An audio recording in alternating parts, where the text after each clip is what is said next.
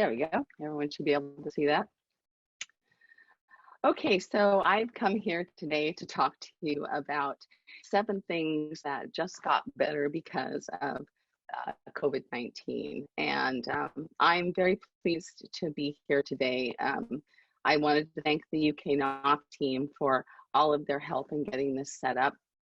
And it's a big deal to be able to do this all the way from the US. I'm not the only person attending UKNOF from my house. My husband, Fergus Mackay, is also attending as well. So let's get started. The first thing I noticed about this talk is to talk about things I noticed that got better with COVID-19, because a lot of it has, of course, been negative. And the first thing that I noticed was that demand for bandwidth has increased. COVID-19 might have taken a huge toll on the global economy, but like the makers of toilet paper, hand sanitizer, and disposable masks, network services has seen an increase in demand. According to an article in Forbes, internet usage during this pandemic is up 70%. I'm sure we are well aware that the traffic engineering screens that. Also, network providers have scrambled to increase capacity on video calls and streaming sessions, and all the things that for people have been binge watching. We're very busy. Related services have seen an increase in, has seen a boost as well. Streaming, conferencing services, chat tools, and clouds all have found an increase in business. So all of us have seen a demand increase. IPv6 traffic is another thing I noticed is looking up. Now, overall volume in IPv6 traffic, of course, is up. That was not really a big shock. Percentages have not increased dramatically of IPv6 over IPv4, but they're not declining either. If we look at a traffic graph that I've got here, my next slide from AM6, this is kind of typical about what you see just about everywhere. Traffic has increased a great deal since the beginning of the pandemic, and IPv6 traffic is no exception. It's up as well. But that's not the only good news for IPv6. Something very important was announced during this pandemic. The US government has announced a transition to IPv6 only networks. And you're probably wondering, why should you care about this? Well, peer pressure is good in our industry, and the US government is a very good peer. By September 30th, 2025, 80% of all devices inside that have IP addresses in the US government must be IPv6 only. They plan to take a phased approach, which means that by September 30th, 2023, they are going to require 20% of all devices to be IPv6 only and 50% by 2024. And the reason why this matters is that all businesses hoping to contract with the US government will have to be able to support this capability. Many of those businesses are global companies, and that's going to drive IP adoption across their organizations. Companies that want to have contracts with the US government are going to have to support this technology, and that's going to mean that they're going to have to upgrade some of the things inside of their networks. IP physical network security has been adequate, and in most places that are running IPv6 is fine. But cloud security is lagging. And I'm not really saying this to be an indictment of the cloud industry. IPv6 adoption among cloud companies' customers is not high, and so it's only natural that they would chase the money. However, the US government is a big cloud customer. And in addition to providing services for 327 million people, it has 2 million employees. So an IPv6 mandate from an organization like this is really good news for IPv6. Routing security also is getting more attention. We have seen Our ROA creation continuing to make progress. The first thing I noticed was that more networks are adopting RPKI. We had 20 ISPs during this pandemic begin validating validating their routes against the RPKI database. We're all creating more ROAs. Hurricane Electric, for example, just last week, registered all of their IP, signed all of their IP space. And for those networks that are not doing RPKI, increasing numbers of them are doing IR record validation to accept prefixes as well. And this is really good news for routing security. One of the things I looked at is how many more ROAs were being accepted during this period. And this is where I found something that was kind of interesting. In March, between March and May of this year, we saw a 1.3% increase in the amount of prefixes in IPv4 that were signed with ROAs overall. And that's huge because it's been hovering at about 20% or just under 20% for about the last year. And to see a 1.3% increase in ROAs is a big deal.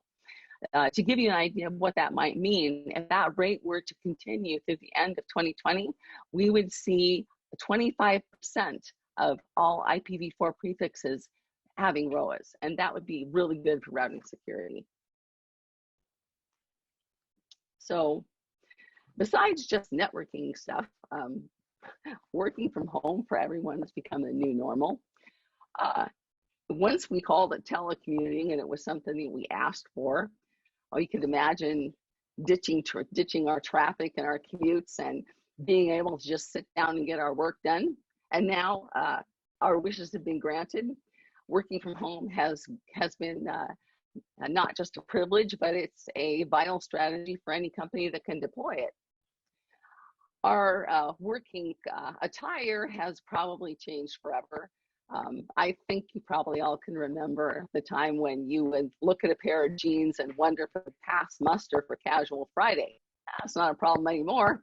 Now even the jeans are optional and casual is every day. So, and that probably is going to have an impact on our society for some time. Also, it is true that video conferences have become a bit oppressive as there are so many of them. It's not your imagination that they are more exhausting than regular meetings. Learning experts have evidence that participating in video calls requires more energy than a face-to-face meeting.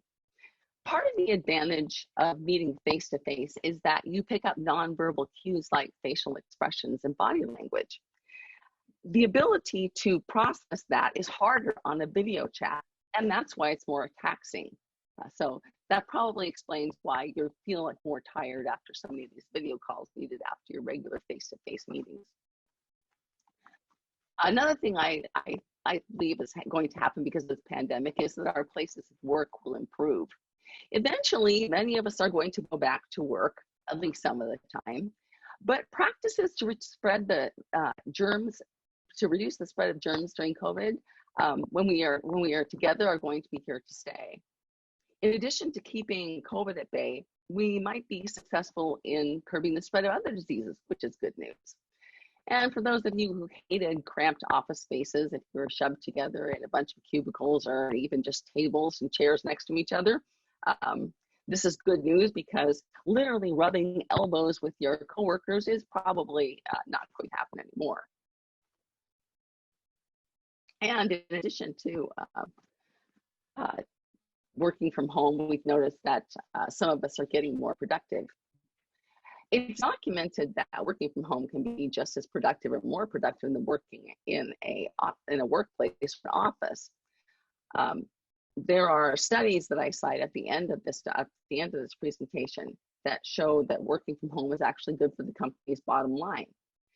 I know that for some workers, working from home is not the same as being there. And a lot of that depends on your working style. Some people do their best work when they're in a team situation and they're open and actively collaborating, and that can be more difficult to do when you're not sitting next to someone.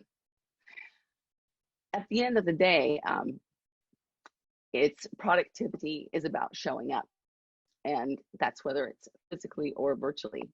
And actually, we have all been doing a pretty good job of showing up when we've done this both on and off the job. This crisis has inspired all of us to pitch in as much as we can and do what we can both on and off the job to make things better. And whether that's sewing masks or using your 3D printer to make ventilator parts, or volunteering to deliver groceries or meals to people who can't get out, we're doing more, and that's a good thing. And the last thing I noticed is that we've all got a bit more equal as a result of this crisis. As co-workers, I think we have more in common than ever before.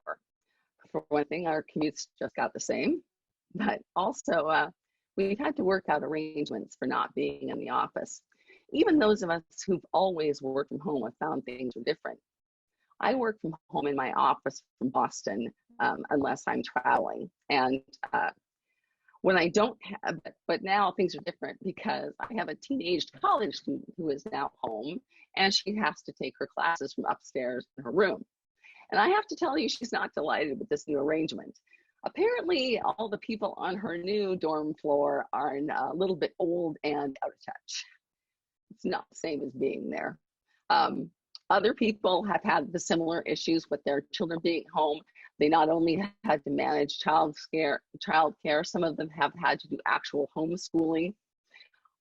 It's a lot more difficult. We have more responsibilities, and while not all of our situations are the same, we have more similarities than ever before. We have the same struggles to maintain our boundaries between our work and our personal lives. When your job comes home to live with you, it can be harder to get away from it. When coworkers are online at all hours due to their flexible schedules, it can be hard to put your work aside. The entire world is literally in this together, and I think that's helped us to see some of our similarities and proved our humanity as we've risen together to get through this. I appreciate your time today. I'd like to thank you, UKNOF, for putting this together. I have a reference slide at the end of this for your convenience that shows some of the places where I got my information and some of the things I read while I was thinking of all this stuff. And I look forward to the day when we can all meet together and be in person again. So are there any questions?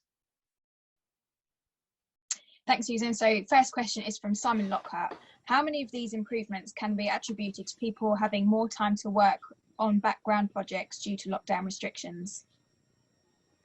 Well, that's probably a personal thing, but I think it is probably true. I think a lot of people have been very creative and come up with a lot of solutions that they might not have if they've been, running from one meeting to the other or having a line at their desk. Okay. Next one is from Blake Willis. Thanks for the positive talk.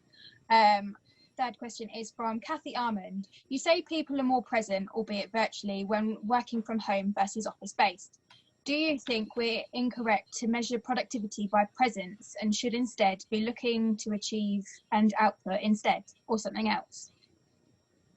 Actually, I feel rather passionately about that. I think that being present has nothing to do with being productive. Once upon a time, I used to work for the Boeing company, and we used to have something we called touch the desk syndrome. We had people who were very punctual about getting to work right at 8 o'clock sharp, leaving for lunch at 12, coming back at 1, and then leaving 5 at the end of the day. But they never actually did anything. They might show up for their work, but they wouldn't be actually being productive. There's a difference between being present and actually doing something. And so like whether you're available on chats all day long or you're at your desk when this thing is over, that isn't always so much to have anything to do with productivity.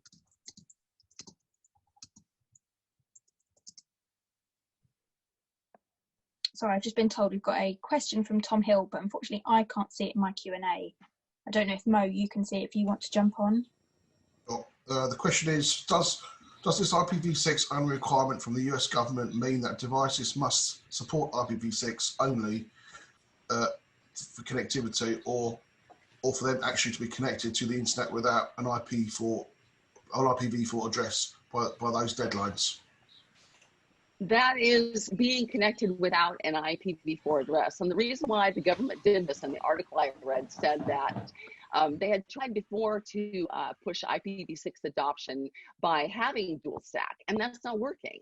So they're going to go cold turkey and say that if you have an IP address on a device in the United States government's network, you are going to be IPv6 only. You will not have an IPv4 address. And they, like I said, plan to do this for 80% of their IP connected devices by September 30th, 2025.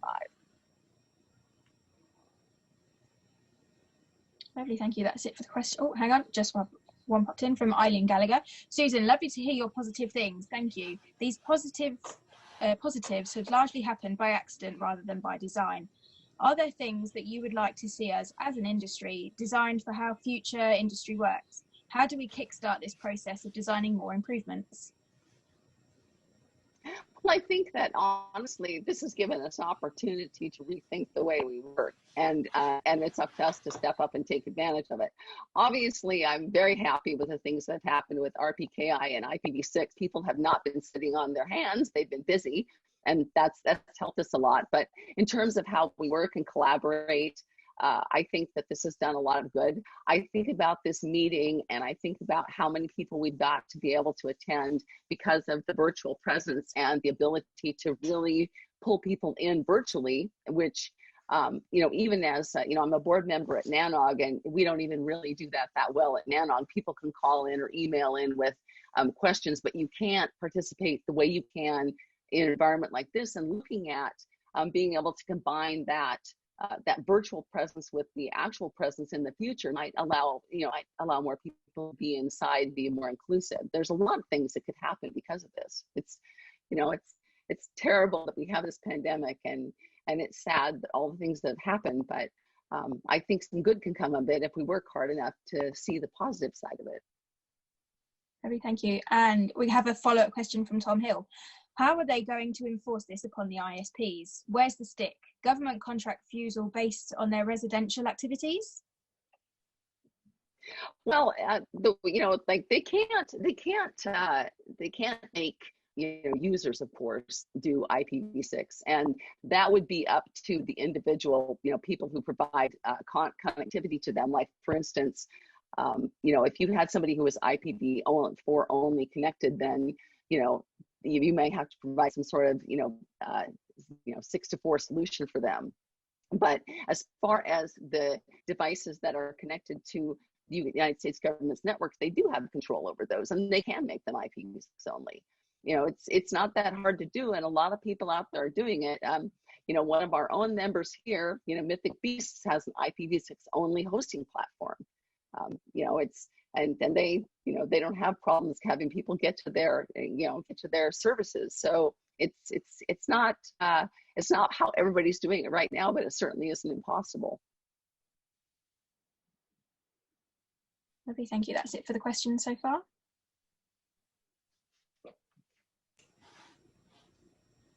Okay, thank you, Susan.